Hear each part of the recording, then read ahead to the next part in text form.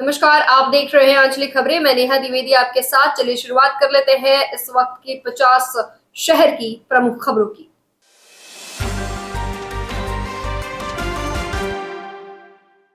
प्रधानमंत्री नरेंद्र मोदी ने साल भर चलने वाले स्मरण उत्सव का उद्घाटन किया। प्रधानमंत्री नरेंद्र मोदी ने 7 नवंबर 2025 को राष्ट्रीय गीत वंदे मातरम के 150 वर्ष पूरे होने के उपलक्ष्य में इंदिरा गांधी इंडोर स्टेडियम नई दिल्ली में साल भर चलने वाले स्मरण उत्सव कार्यक्रम का औपचारिक उद्घाटन किया। इस अवसर पर एक स्मारक, डाक टिकट और सिक्का भी जारी किया गया। सुप्रीम कोर्ट का आदेश, रेलवे स्टेशनों, अस्पतालों समेत सार्वजनिक स्थलों में 8 हफ्तों में हटाए जाएं आवारा कुत्ते। सुप्रीम कोर्ट ने सड़कों और हाईवे पर घूम रहे आवारा पशुओं को लेकर सख्त रुख अपनाया है। अदालत ने सरकार को निर्देश दिया है कि इन पशुओं को तुरंत हटाया जाए। शैक्षणिक संस्थानों, अस्पतालों और रेलवे स्टेशनों जैसे सार्वजनिक स्थलों से भी आवारा कुत्तों को और अन्य पशुओं को हटाकर आश्रय गृह भेजने का आदेश दिया जाए। ऑनलाइन मनी गेम्स के विज्ञापन पर भी रोक, उल्लंघन पर भारी जुर्माना। जी हां, नए ऑनलाइन गेमिंग संवर्धन अधिनियम 2025 के तहत प्रतिबंधित ऑनलाइन मनी गेम्स का विज्ञापन करने पर 2 साल तक की कैद और 50 लाख तक का जुर्माना हो सकता है, जिससे बॉलीवुड हस्तियों और खेल सितारों के विज्ञापनों पर असर पड़ने की संभावना है। भोजपुरी अभिनेता और बिहार चुनाव में राजद उम्मीदवार जो कि छपरा से हैं, खेसारी लाल यादव के मीरा रोड स्थित बंगले पर मीरा भाईंदर नगर निगम ने अवैध निर्माण का नोटिस भेजा है। बंगले के बाहर लगे लोहे के एंगल और शेड को हटाने के लिए कहा गया है, अन्यथा अतिक्रमण विभाग कार्रवाई करेगा। खेसारी लाल और उनका परिवार चुनाव प्रचार में व्यस्त है। बिहार विधानसभा चुनाव के लिए कांग्रेस नेता राहुल गांधी भी आज फोम्बर्सगंज और बरारी में चुनावी जनसभाओं को संबोधित करेंगे। सरकार सरकारी बैंकों में विदेश निवेश बढ़ाने पर विचार कर रही है, लेकिन बड़े शेयर धारकों के लिए वोटिंग अधिकार की सीमा को 10% से अधिक नहीं रखने की योजना है, भले ही उनकी शेयर होल्डिंग अधिक हो। राजधानी दिल्ली और आसपास के इलाकों में हवा की गुणवत्ता AQI बेहद खराब स्थिति में बनी हुई है। CPCB ने अगले कुछ दिनों तक भी इसमें खास सुधार की आशंका से इनकार किया है। भारत ट्रेनों को दिखाएंगे हरी झंडी। प्रधानमंत्री नरेंद्र मोदी कल 8 नवंबर को अपने संसदीय क्षेत्र वाराणसी का दौरा करेंगे, जहां वे देश को 4 नई वंदे भारत एक्सप्रेस ट्रेनों की सौगात देंगे। वहीं दूसरी ओर हिमाचल प्रदेश और उत्तराखंड के पहाड़ी क्षेत्रों में हल्की बारिश और बर्फबारी की शुरुआत हो गई है, जिससे मैदानी इलाकों में भी ठंडक बढ़ी है और तापमान में काफी कमी आई है। कल 8 नवंबर को प्रधानमंत्री नरेंद्र मोदी में कानून सहायता और न्याय वितरण प्रणाली को मजबूत करने के लिए आयोजित एक राष्ट्रीय सम्मेलन का उद्घाटन करेंगे। भारतीय राज्यों द्वारा बिजली बिल माफी, मुफ्त पानी और अन्य सब्सिडी जैसे अनुत्पादों कार्यों के लिए बाजार से लिए गए ऋण में भारी वृद्धि हुई है, जिससे न इन राज्यों की वित्तीय स्थिति पर भारी दबाव पड़ रहा है। वित्त वर्ष 2025 से ऑनलाइन गेमिंग पर GST बढ़कर 30% हुआ। ऑनलाइन गेमिंग प्लेटफॉर्म पर अक्टूबर 2023 से 28% GST लागू था, जिसे इस वित्तीय वर्ष 2025 से बढ़ाकर 30% कर दिया गया। कौशल मंत्रालय द्वारा 178 ट्रेनिंग पार्टनरों को काली सूची में डाला गया है। करोड़ों के भ्रष्टाचार की जांच जारी है। कौशल मंत्रालय ने करोड़ों रुपए के भ्रष्टाचार के आरोपों के चलते 178 ट्रेनिंग पार्टनर को ब्लैकलिस्ट कर दिया है। इस मामले की जानकारी अभी जारी हुई है। दिल्ली सरकार ने महिलाओं और ट्रांसजेंडर यात्रियों के लिए पिंक सहेली स्मार्ट कार्ड लॉन्च किया है। आपको बता दें कि दिल्ली सरकार ने अब एक नई पहल जारी की है।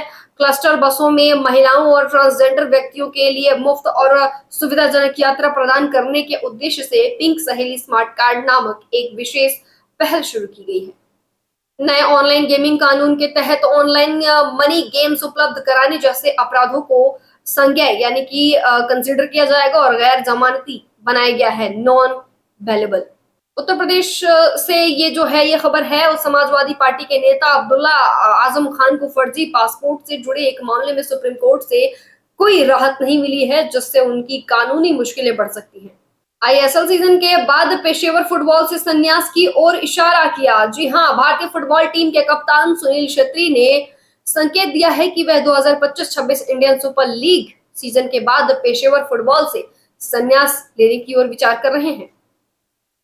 ICC महिला विश्व कप चैंपियन टीम के साथ प्रधानमंत्री मोदी की बातचीत। प्रधानमंत्री नरेंद्र मोदी ने हाल ही में ICC महिला विश्व कप जीतने वाली भारतीय टीम के सदस्यों से मुलाकात की और उनसे बातचीत की, जिसमें उन्होंने खिलाड़ी हरलीन देओल के सवाल पर प्रतिक्रिया दी।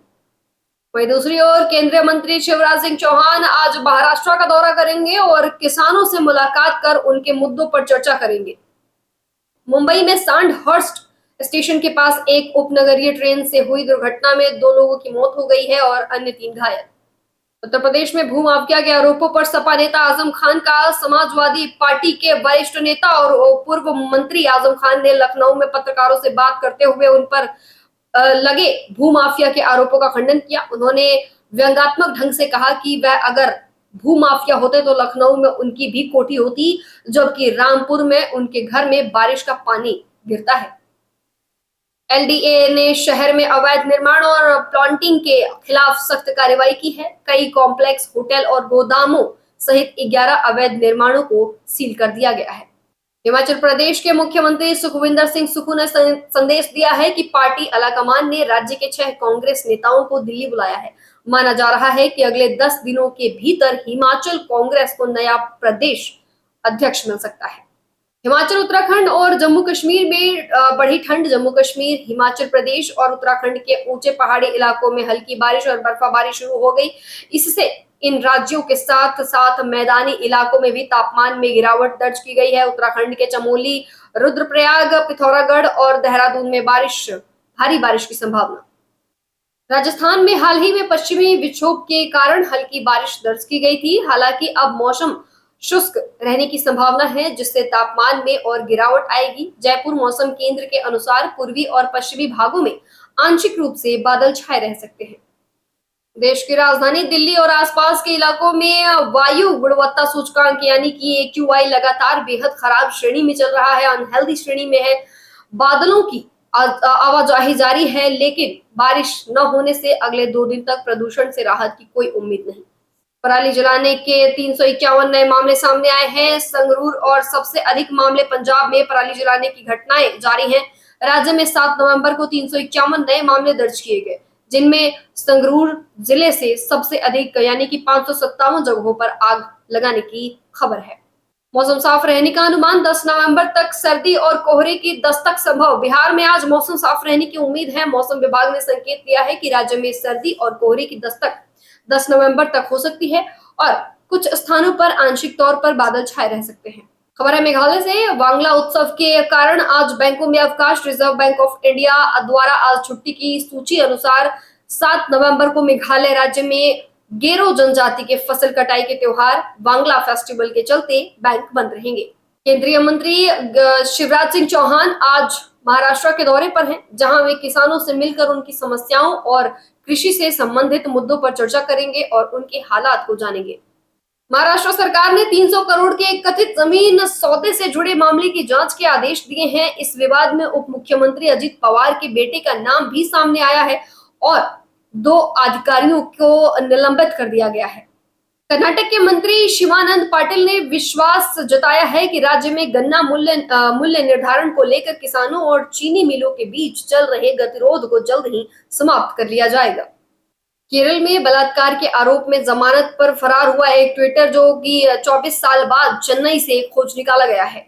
गोवा सरकार ने 5 नवंबर से उत्तरी और दक्षिणी गोवा दोनों जिलों में अगले 3 महीनों के लिए राष्ट्रीय सुरक्षा अधिनियम NSA लागू कर दिया। सरकार ने सार्वजनिक व्यवस्था को प्रभावित करने वाली मौजूदा परिस्थितियों का हवाला दिया है। आंध्र प्रदेश ग्रामीण बैंक ने राज्य में अपनी पहुंच बढ़ाने के लिए अपनी शाखाओं की संख्या को 1700 से अधिक करने का लक्ष्य रखा है। केंद्र सरकार के साथ ही गुजरात सरकार ने भी राष्ट्रीय गीत वंदे मातरम के 150वीं वर्ष पूरे होने के उपलक्ष्य में गांधीनगर स्थित विधानसभा परिसर में एक राज्य स्तरीय कार्यक्रम की घोषणा की है। मुंबई में सांडहर्स्ट स्टेशन के पास एक उपनगरीय ट्रेन से हुई दुर्घटना में 2 लोगों की मौत, 3 घायल। अमेरिकी राष्ट्रपति डोनाल्ड ट्रंप ने व्हाइट हाउस में कजाकिस्तान, किर्गिस्तान, तजाकिस्तान, तुर्कमेनिस्तान और उज्बेकिस्तान के नेताओं की मेजबानी की। इन द्विपक्षीय बैठकों और कामकाजी रात्रि भोज का उद्देश्य दुर्लभ तरीके से दिखाया गया। आपको बता दें कि चीन के बढ़ते वैश्विक प्रभुत्व का मुकाबला करने के लिए मजबूत गठबंधन बनाना है। कजाकिस्तान ने इजराइल के साथ अब्राहम समझौते में शामिल होने की घोषणा की है। आपको बताते चलें कि ये कदम मुख्य रूप से प्रतीकात्मक है। कजाकिस्तान के इजराइल के साथ 1992 से राजनयिक संबंध रहे हैं, लेकिन यह ट्रंप प्रशासन की पहल को एक कूटनीतिक बढ़ावा देता है। संयुक्त राष्ट्र ने सीरियाई राष्ट्रपति से प्रतिबंध हटाने के अमेरिका को समर्थित प्रयास की मंजूरी दी। संयुक्त राष्ट्र सुरक्षा परिषद ने एक प्रस्ताव अपनाया जिसके तहत सीरिया के राष्ट्रपति से प्रतिबंध हटाए जाएंगे। इजरायल ने हथियार तस्करी करने वाले ड्रोनों के खतरे का हवाला देते हुए मिस्र के साथ अपनी सीमा के पास के क्षेत्र को बंद सैनिक क्षेत्र घोषित कर दिया है। अमेरिकी प्रतिनिधि सभा की पहली महिला स्पीकर नैन्सी पेलोसी ने घोषणा किया है कि वह अब फिर से चुनाव नहीं लड़ेंगी, जिससे अमेरिकी राजनीति में उनका 40 साल का शानदार करियर समाप्त हो जाएगा। एलन मस्क को शेयर धारकों की मंजूरी के साथ टेस्ला का ऐतिहासिक 1 ट्रिलियन वेतन पैकेज मिला। ऑस्टिन टेक्सास में टेस्ला की वार्षिक बैठक में शेयरधारकों ने 1 ट्रिलियन के ऐतिहासिक वेतन पैकेज को मंजूरी दी है। 75% से अधिक समर्थन के साथ निवेशकों ने टेस्ला को एक एआई और रोबोटिक्स पावर हाउस में बदलने की मस्क की दूरदर्शिता का समर्थन किया है। अमेरिकी सरकार के आंशिक रूप से बंद होने के कारण 4 सबसे बड़ी एयरलाइंस ने 700 से अधिक शुक्रवार की उड़ानें रद्द की हैं। दुनिया का सबसे व्यस्त विमान बाजार अब रिपब्लिकन और डेमोक्रेट के बीच लंबे समय से चल रहे टकराव का केंद्र बन गया है।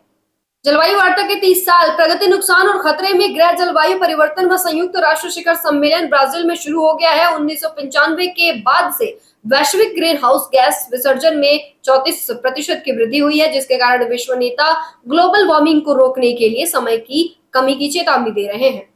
आज चंद्रमा वृषभ में गोचर कर रहे हैं। वृषभ राशि में चंद्रमा उच्च का होता है, जिससे यह राशि वालों के लिए आज का दिन समृद्ध, शांति और सकारात्मक ऊर्जा से भरा रहेगा। इस गोचर के कारण वृषभ राशि के जातकों के लिए वित्तीय लाभ, भेंट या उपहार मिलने की संभावना है। वहीं कर्क राशि के जातकों के लिए जो चंद्रमा द्वारा शासित है, यह गोचर उनके आय भाव में शुभ परिणाम लाएगा। फिलहाल के लिए तमाम 50 बड़ी खबरों में बस इतना ही। जुड़े रहिए हमारे साथ, देखते रहिए आंचलिक खबरें, अपनों की खबर आप तक।